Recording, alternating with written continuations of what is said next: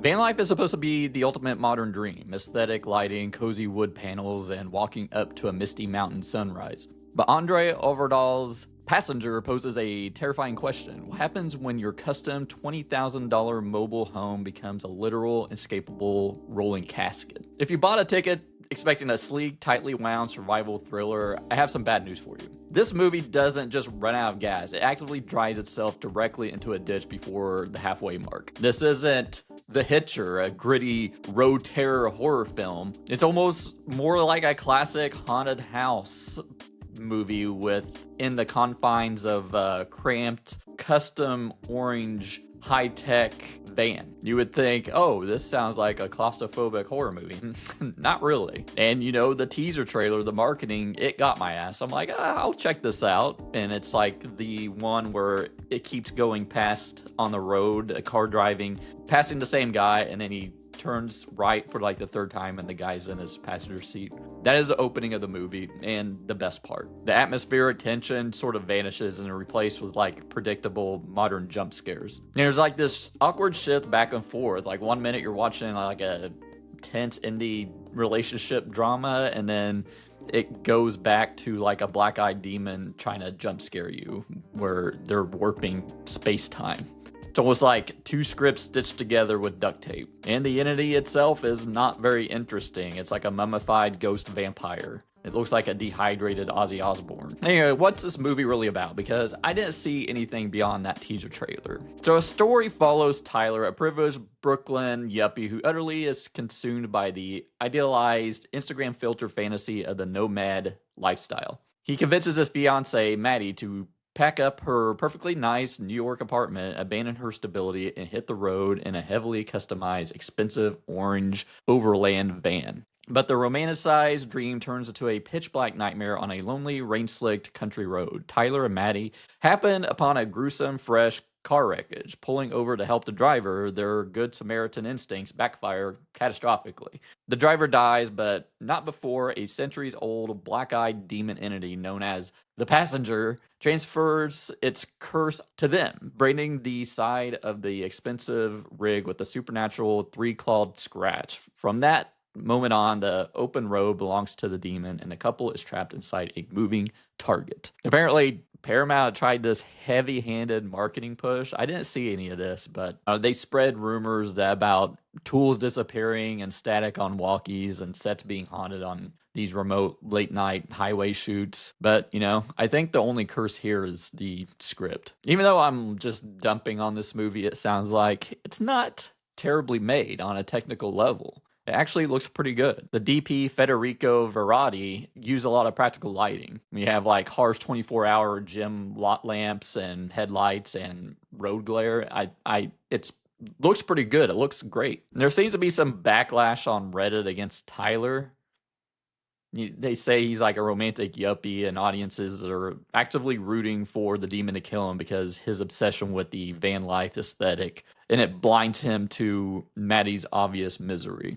But I don't know. That's another thing that I kind of liked about the movie. I liked the main couple. I thought they were cute. I thought the relationship dynamic was pretty good. I wanted to see them through this. Of course, the tension comes when they're wanting two different things, even though I thought the story was kind of basic. And I don't even know if this is going to get any views, because how many movies are called Passenger? You have Passengers, that was the 2016 Jennifer Lawrence space romance, and then The Passenger with Kyle Gallner, which I think I reviewed on this channel, but I guess we'll see. But like I said before, the opening is basically the teaser trailer the only teaser trailer I saw for this. I didn't even see the second trailer, and that's pretty well done as a short.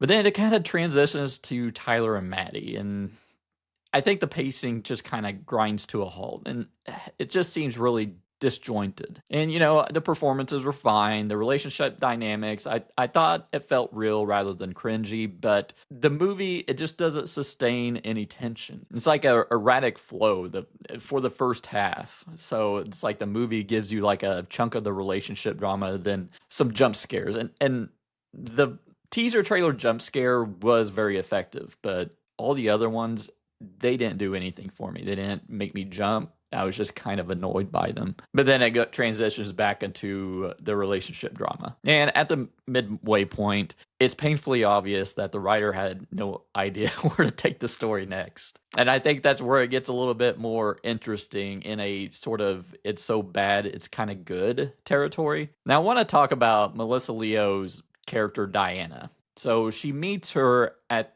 the beginning of the movie after they had that incident with the entity. Of course, Diana she knows everything about the entity apparently because she was showing her the claw marks and never stop driving at night, never stop for anybody. It's like these people just don't give a shit about each other. It's like if someone's in need, don't stop for them. So around the midway point, they both know they're being haunted by this entity, the passenger. So they go find Diana and they find her, and all these people just don't want them there because they have this nice orange van at first. But then they find her and it's like, oh, the entity got you. Get the fuck away from me. Get out of here. And then, like 5 minutes later, after she does an exposition dump about they need to go to the Church of St. Christopher, they don't know where it's at. And you got to find these like hobo signs to find it. She's like, oh, I'll take you. I'll take you. Okay, so she just said, get the hell away from me. And it's like, I'll take you on this day's journey to this church in the middle of nowhere. But before they even get out of the camp, the entity pops up in her van and basically rips her freaking head off. So what was the point of all this? Like the whiplash of get away from me, I'm going to help you. And then before she even gets on the road, the entity pops up in her van and kills her.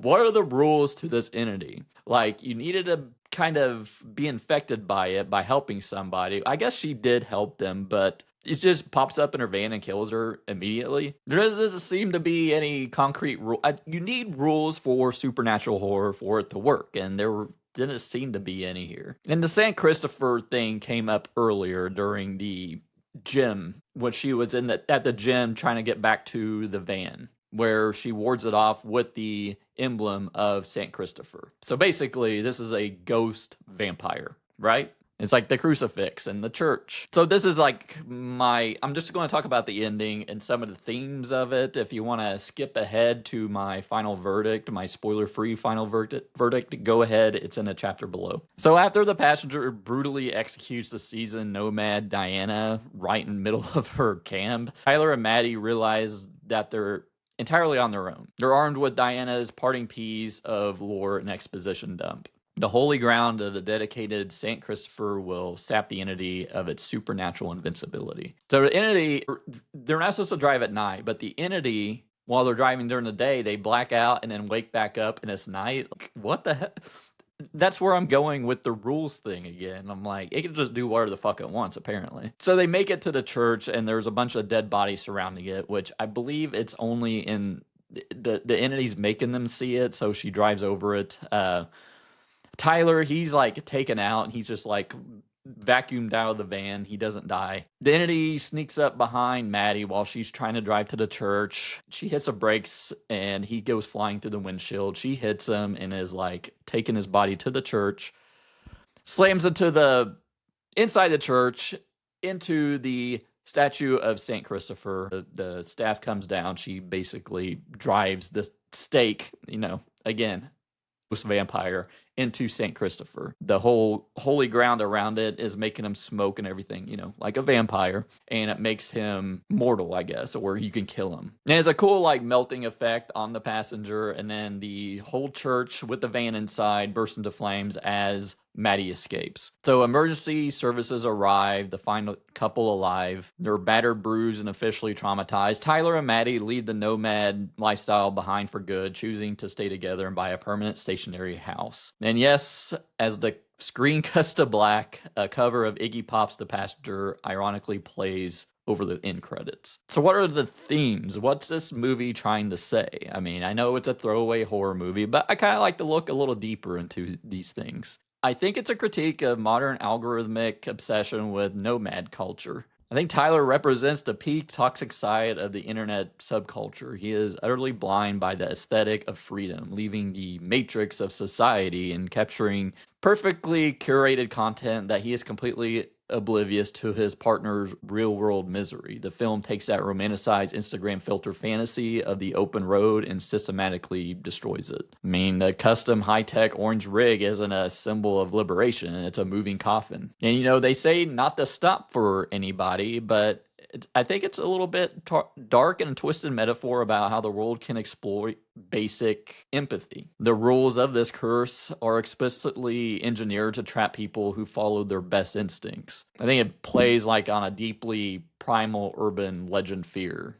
The terrifying idea that in the modern world, being a good person can ruin your life. And like I said, it had like the relationship drama stuff kind of like duct taped together over this horror movie. I think it's a relationship drama masquerading as a creature feature. The demon's psychological torment acts as a literal and physical manifestation of the rotting core of Maddie and Tyler's engagement. Trapping two people who are growing apart inside a tiny modified van forces every hidden resentment to the surface, really. And the St. Christopher symbolism is heavy here. Historically, St. Christopher is a patron saint of travelers and motorists, famously depicted carrying a child, Christ, across a raging dangerous river to safety. Maddie destroys the highwayman from hell using the ultimate symbol of safe passage. She survives the river not by running away on an open road forever, but by finally finding a permanent shore to plant her feet.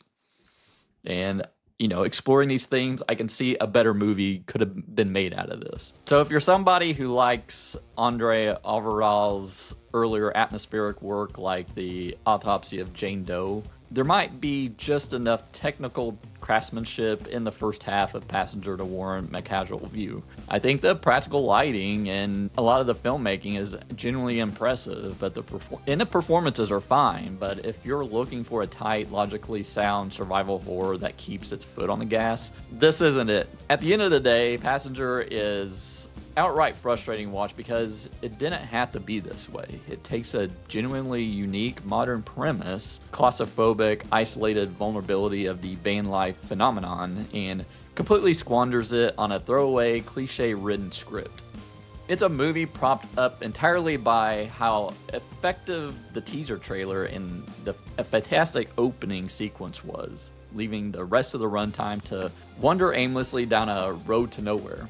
Don't waste your gas money going to a theater for this one. If you're deeply curious, wait until streaming on a rainy weeknight when you have absolutely nothing else to do. Or honestly, you could probably just skip it completely. For an incredibly strong start that ultimately gets completely derailed by broken supernatural logic and a tired second half, Passenger earns a disappointing 2 out of 5 stars. But what did you think of Passenger? Let me know down in the comments below.